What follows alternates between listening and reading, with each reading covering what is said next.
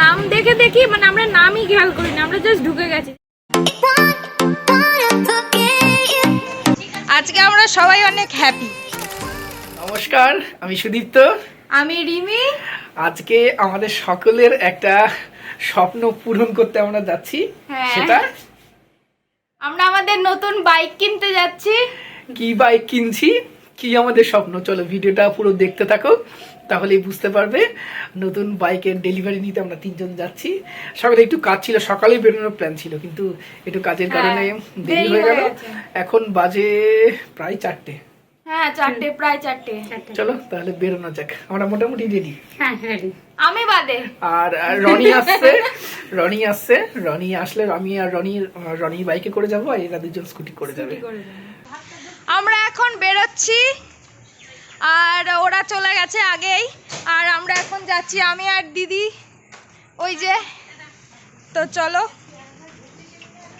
আজকে আমরা সবাই অনেক হ্যাপি, মানে অনেক দিন ধরে আমরা প্ল্যান করছিলাম, আজকে সেটা ফুলফিল হচ্ছে।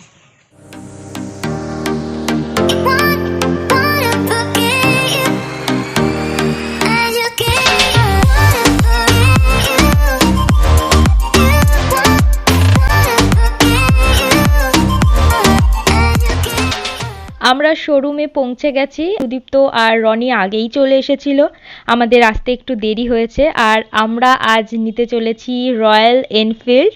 এদিকে দেখো পেপারস পত্র রেডি হচ্ছিল, আর এদিকে পেমেন্টও করা হচ্ছিল। পেমেন্ট কমপ্লিট, গাড়ি নিচ্ছি, এটা তো ভালো লাগছে, বাট পেমেন্ট করার পরে মুখ থেকে একটা খাতা মনে হয় খুলে গেল।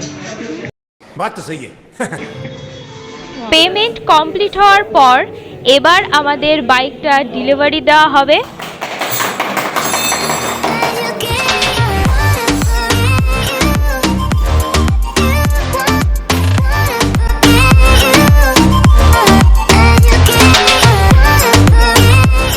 দেখো আমাদের গাড়ি রেডি হয়ে গেছে।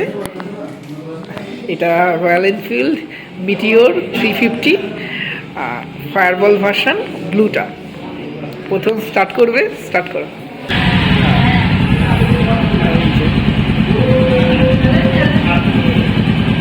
ওরাও থাক, এই আমাদের থেকে এদের দুজনের শখ বেশি এনফিল্ডের।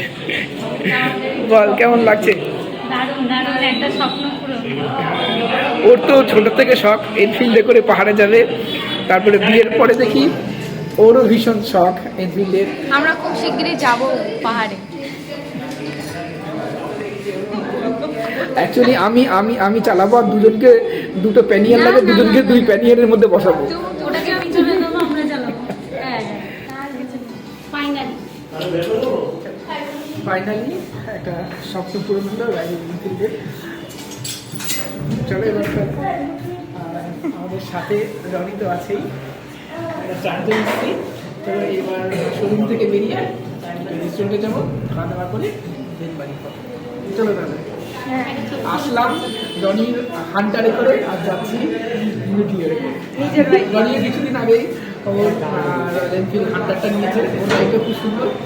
চলো, আর আমরা আমাদের স্কুটি, ঠিক আছে আমাদেরও হবে আরেকটা, আমাদের নেক্সট টাইম আমরা কিনবো। হ্যালো।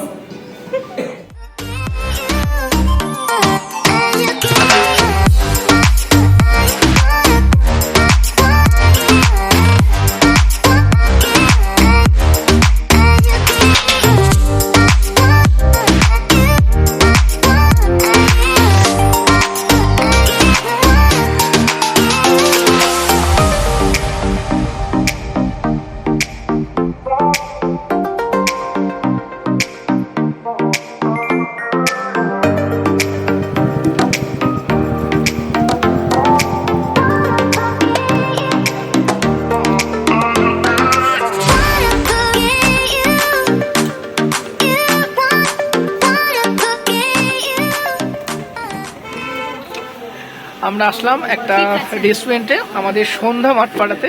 রেস্টুরেন্টে আগেও অনেকবার এসেছি, আর যথেষ্ট কোয়ালিটি সম্পন্ন খাবার করে, তাই জন্যই বারবার আসি আমরা। আমার সাথে রনি আছেই। আর ওরা দুজন তো আছেই, রিমি আর বুনু। দেখি অর্ডার কি দেওয়া যায় তারপরে। আমাদের বাইকটা দাঁড়িয়ে আছে, দুটো রয়্যাল এনফিল্ডের বাইক পাশাপাশি, কত সুন্দর লাগছে। একটা রনির হান্টার আর সাথে আমাদের নতুন মিটিওর 3650 দেখো। এবং এই কালারটাও আমার খুব পছন্দ, আমার না আমাদের সবারই খুব পছন্দ, এবং আমাদের মনে হয়েছে ইউনিক কালার।